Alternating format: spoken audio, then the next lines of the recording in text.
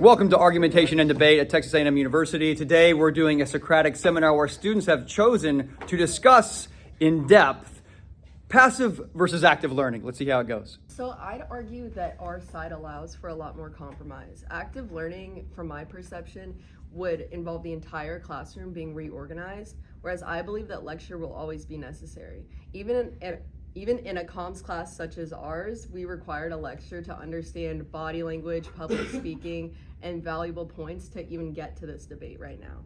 So I think that lecture will always be necessary, essentially. Okay, we're gonna go with Thomas. I saw your hand up earlier, so we're gonna go with you. So I just wanted to, like what Gavin was saying about Justin's claim, I also have some evidence that directly refutes your claim. So basically at the University of Washington, they instituted a new section of their introductory biology class that had a much more active learning component compared with previous sections. And they actually found that it wasn't any more expensive to institute, and that in particular to disadvantaged students, they actually had they had originally an 8/10 grade point difference between students who were disadvantaged and those that were not at any kind of disadvantage, and it actually decreased that gap. And they also didn't have to sacrifice any more resources that Justin claimed. And they also actually were able to use less faculty and less lab hours to cause this shift in the learning style that improved the or reduced the gap between the two student groups. Yeah, sorry about the stutter. Okay, Chris. So I'd argue one of the biggest drawbacks of active learning is the scope of it, because there are many fields that rely heavily on memorization, things like law and medical school. There are so many things that you have to memorize that, sure, practical application of it is certainly important, but there is a sort of foundational knowledge that you need to have before you can even begin applying that knowledge. That's saying we should take a primarily active approach just broadly across all fields. I just don't think that's valid, because there will always be fields like, again, law and medicine, where memorization is key. Even if it doesn't sound nice to say, it is. And if you try to just disregard passive learning approaches, those students will be left behind. And I mean, there's a study done with the medical and law schools in California where passive learning, primarily taking a passive learning approach, the students scored a whole standard deviation higher on examinations than when they're taking a primarily active learning approach.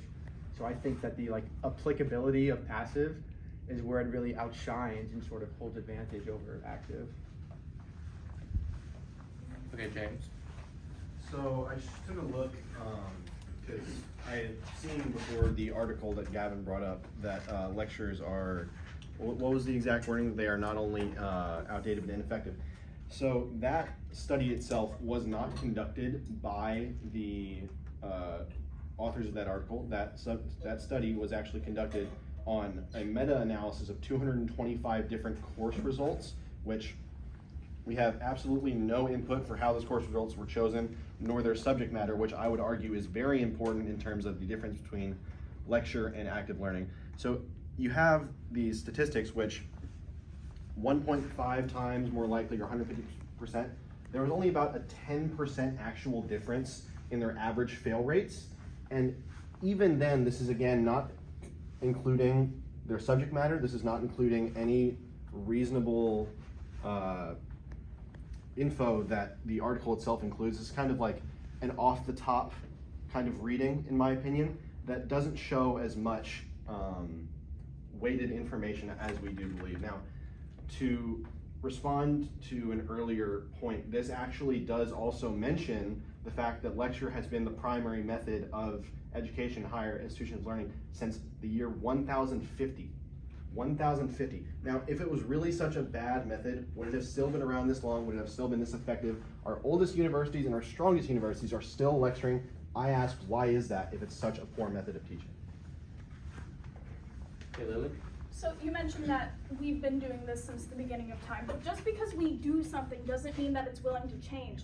More and more institutions have been incorporating active learning into their course loads. A study by Chung said that more higher level courses, particularly college level, even the introductory level courses have seen success with active learning methods incorporated into their schooling system.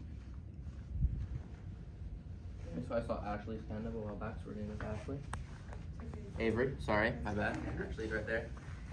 So my question for y'all is, if you were to do strictly active learning, what do you do about the students who I would consider silent participants? These are the students who are more quiet, anxious, shy, a little bit closed off. They're able to fully participate when it is passive learning. They sit and read the lectures, they pay attention to what's going on, they're taking notes. So what do you do about those students who don't necessarily want to participate in the active learning because they're too nervous, and so they're not going to be able to learn as much as the students who are as comfortable with that? And I'm sure we've all experienced that firsthand in this class. So how would you go about that if you were to stick to strictly active learning?